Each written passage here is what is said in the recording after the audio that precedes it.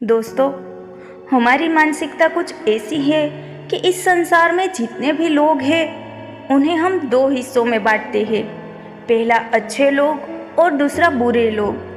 पर हम कभी भी ये प्रश्न अपने आप से नहीं पूछते हैं कि कोई व्यक्ति अच्छा या बुरा क्यों बन जाता है, क्योंकि आवश्यक सवाल ये नहीं है कि हम कैसे अच्छे बने, बल्कि आवश्यक सवाल ये है कि हम इतने बुरे क्यों बन गए हैं और हम बुरे काम क्यों करते हैं। दोस्तों, अगर आप भी इन दोनों प्रश्नों के उत्तर आसान भाषा में जानना चाहते हैं तो आज की ये कहानी आपके लिए ही है।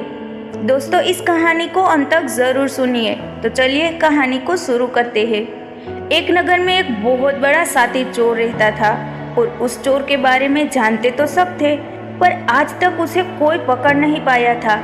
उस चोर ने अपना पूरा जीवन चोरी करने में लगा दिया हुआ था। उसके पूरे नगर में और उसके आसपास के इलाकों में भी उसकी बराबरी का कोई चोर नहीं था।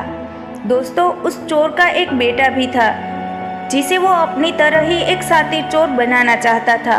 वो शातिर चोर अपने बेटे को हमेशा एक ही बात सिखाता था कि बेटा, कभी भी किसी भी साधु सन्यासी का उपदेश मत सुनना। अगर कोई तुमसे कुछ कहने भी लगे तो अपने कान बंद कर लेना और वहाँ से भाग जाना।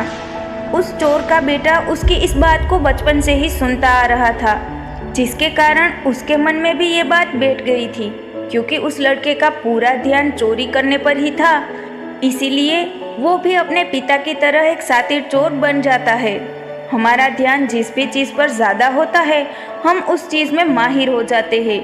एक दिन वो चोर सोचता है कि छोटी मोटी चोरियां तो बहुत कर ली, क्यों ना आज राजा के महल में ही डाका डालूं।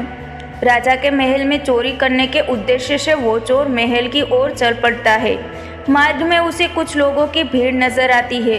वो उस भीड़ को देखकर रुक जाता है और ये देखता है कि वे लोग क्या कर रहे हैं। जब वो चोर भीड़ के करीब जाता है तो वो देखता है कि सभी लोग एक एक करके एक सन्यासी के चरणों में गिरकर उनका आशीर्वाद ले रहे हैं। वो सन्यासी और कोई नहीं बल्कि गौतम बुद्ध थे। वो चोर बुद्ध को देखकर उनकी तरफ आकर्षित हो जाता है, क्योंकि इससे पहले उसने इतने तेजस्वी व्यक्ति को देखा हुआ नहीं था। अचानक उसे अपने पिता की बात याद आ जाती है कि साधु सन्यासी से दूर रहना चाहिए। एक बार को वो सोचता है कि वहाँ से चला जाए, लेकिन फिर उसके मन में एक प्रश्न उठता है कि पिताजी ऐसा क्यों कहते थे। इस प्रश्न का उत्तर जानने के लिए वो चोर सभी लोगों के साथ बैठ जाता है और गौतम बुद्ध का उपदेश सुनने लग जाता है। बुद्ध उस उपदेश में झूठ बोलने की व्यर्थता और विश्वासघात के बारे में बताते हैं। उपदेश समाप्त होने के बाद वहाँ बैठे सभी लोग अपने अपने घर में चले जाते हैं और वो चोर भी चोरी करने के लिए महल की ओर चल पड़ता है। रास्ते में चलते हुए चोर अपने मन में सोचता है कि क्यों ना आज उपदेश में कही हुई बातों को मानकर ही देख लिया जाए।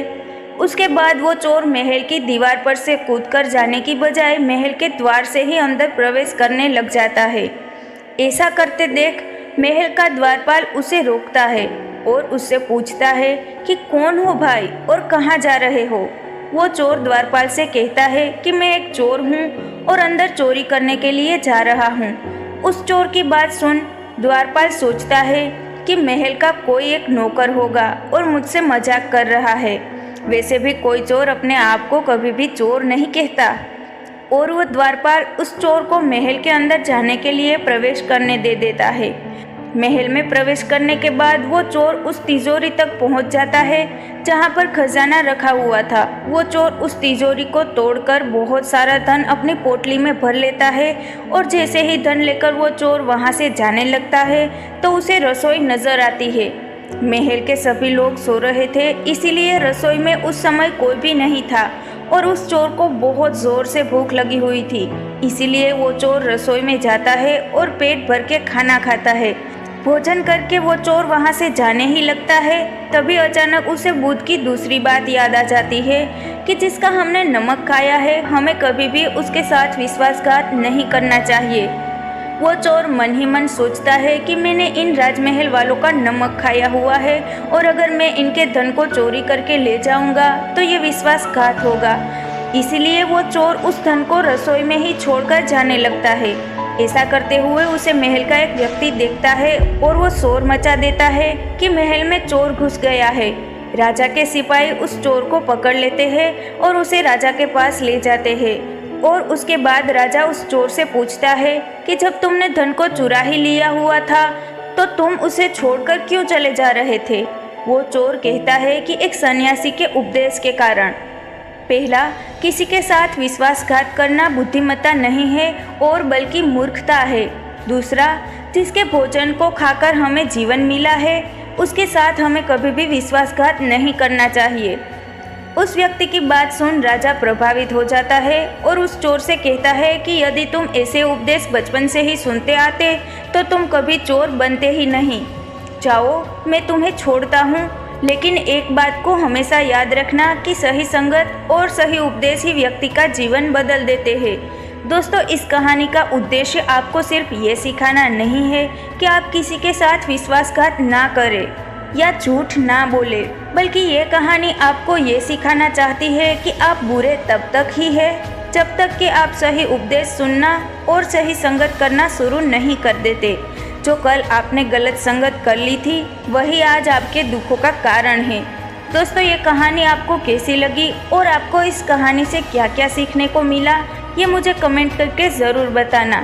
साथ ही अगर आपको ये कहानी पसंद आई होगी तो अपने दोस्तों के साथ इसे शेयर ज़रूर कीजिएगा। दोस्तों, आज के इस वीडियो में सिर्फ इतना ही। हम आपसे फिर मिलेंगे ऐसे ही एक कहानी के साथ या तो फिर एक मोटिवेशनल स्पीच के साथ। तब तक के लिए आप सब जहाँ भी रहिए खुश रहिए और खुशियाँ बांटते रहिए। धन्यवाद। जय हिंद, जय भारत।